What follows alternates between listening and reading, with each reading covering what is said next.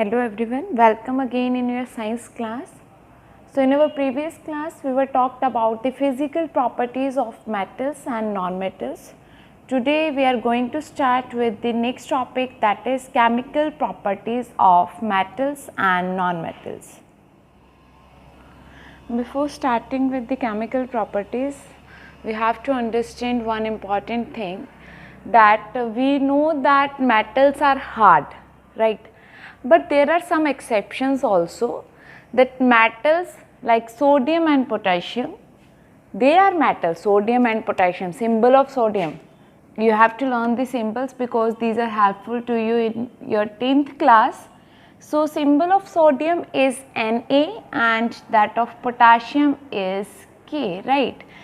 These metals are soft, but we learned that metals are hard. But there are some exceptions that show that sodium and potassium, which are your metals, but they are soft and even they cut with a knife, right? These are your important points, right? And secondly, mercury, symbol of mercury is Hg, right? Mercury found in liquid state at room temperature, right? Mercury is the only metal, mercury is also metal, and it is the only metal which is found in liquid state at room temperature.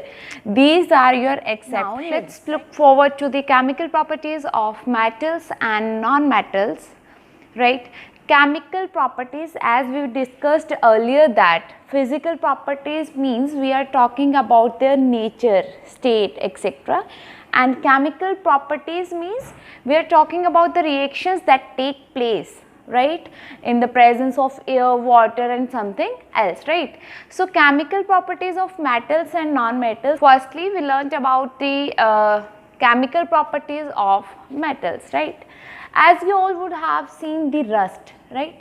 Rust is due to the chemical reaction on an iron plate or an iron object, right? Rusting of iron, you all familiar with that, right?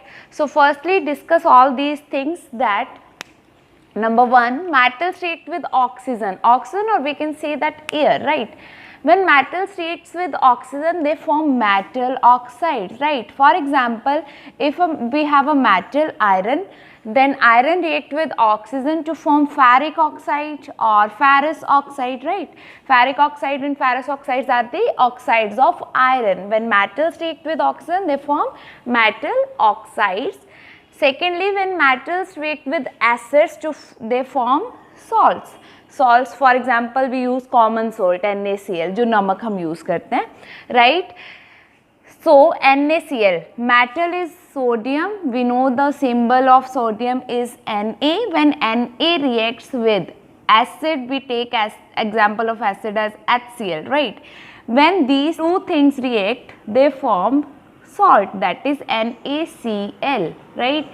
Balance करेंगे plus H2, right? So this is your common salt. When metals react with acids, they form salts, right? Metals reacts with water to form oxides and hydroxides. When metals reacts, the moisture present in air, or we can say that when metals reacts with water, they form oxides and hydroxides, right? One very important thing is that metals do not react with alkalis, right? Alkalis are your bases that readily dissolves in water, right? That are alkalis, and metals can never react with alkalis, right? Now let's understand one by one all these things. Now first of all, reaction with oxygen. As we learned that when metals react with oxygen, that is O2, they form metallic oxides, right? As you all would have seen rust, you all familiar with the rusting of iron, right? Then how rusting take place?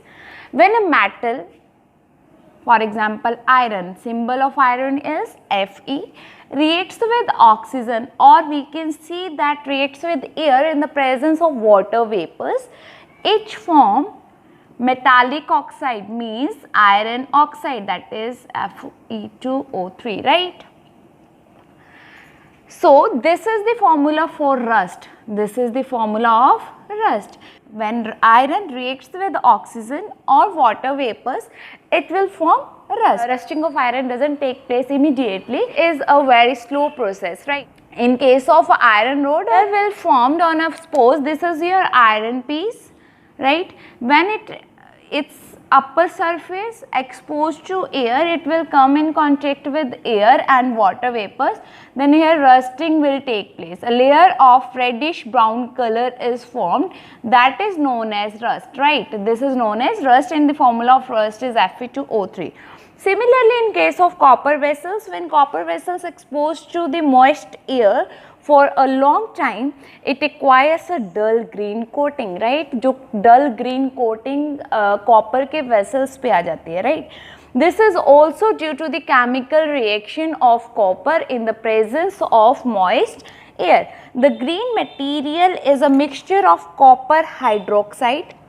As we learned that when metals reacts with water vapors, they form hydroxides. Therefore, the green material that will form on a copper vessel or any copper object is a mixture of copper hydroxide, right? CuOH twice. This is all will be helpful to you in your 10th class, right? That is the mixture of copper hydroxide and copper carbonate, right? Formula of copper carbonate is CuCO3. In copper exposed to moist air, the reaction will take place as, this is the formula of copper, that is Cu. Moist air contains simple air, O2, water vapors and also carbon dioxide, right? When all these things are combined or react together, they form copper or hydroxide, CuOH twice and copper carbonate, that is CuCO3. This is your moist air, right? Balance कर लेंगे इसको, right? So this is how metals reacts with oxygen, right? And when metals reacts with oxygen or moist air, they form oxides, right? Metal oxides, metal hydroxides in the presence of water, right? And one important thing is, when metals reacts with oxygen, they form metal oxides, and the nature of these metal oxides is basic. The metal oxides are generally basic in nature. Now, how do we come across that whether the metal oxide is acidic in nature or basic in nature? That is with the help of litmus paper, right? As you all got familiar in your previous class about litmus paper, when litmus paper gives red color, it means the given solution is acidic in nature.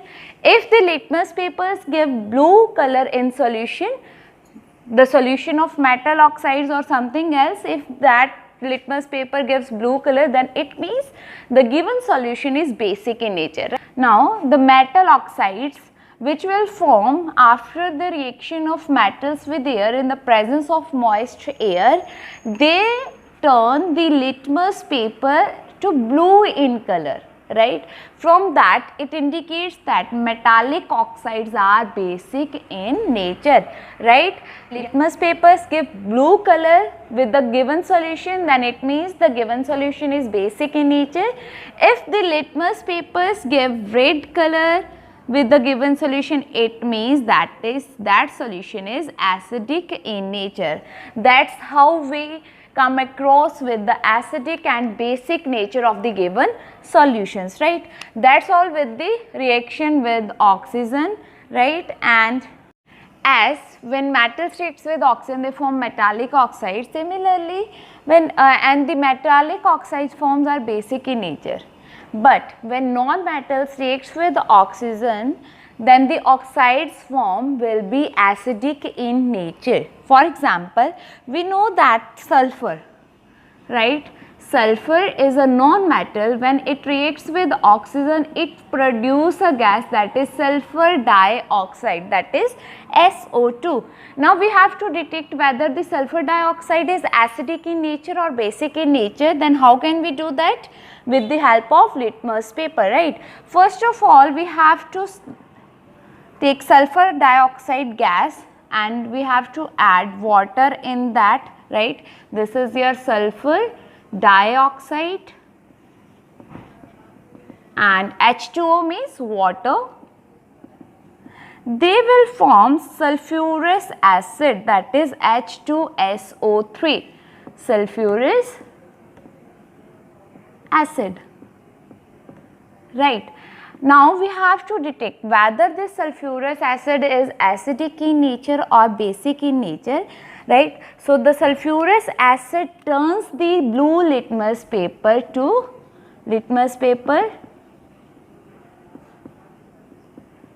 red in color, right? So when litmus paper gives red color, then that means the given solution or a given substance is acidic in nature. So the sulfurous acid which is formed after the reaction of sulfur dioxide gas with water is acidic in nature. So generally the oxides which are formed by the reaction of air and non-metals are acidic in nature, whereas the oxides which are formed by the reaction of air and metals are basic in nature, right?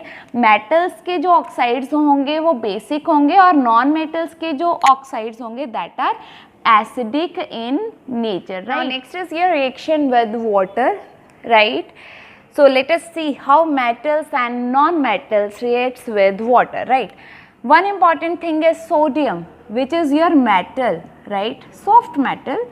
Sodium is your metal and it is always kept stored in kerosene oil, right? Sodium is always kept in kerosene oil. Why? Because sodium metal is very reactive in nature. Sodium is very reactive metal, right? It reacts vigorously with oxygen and water, right? When it reacts with oxygen and water, a lot of heat is generated, right? So that's why sodium is always kept in kerosene oil, right? Because when reacts with air and water, it generates a lot of heat, and because of its very reactive nature, right? You observe that sodium reacts vigorously with water, right? Some other metals do not so.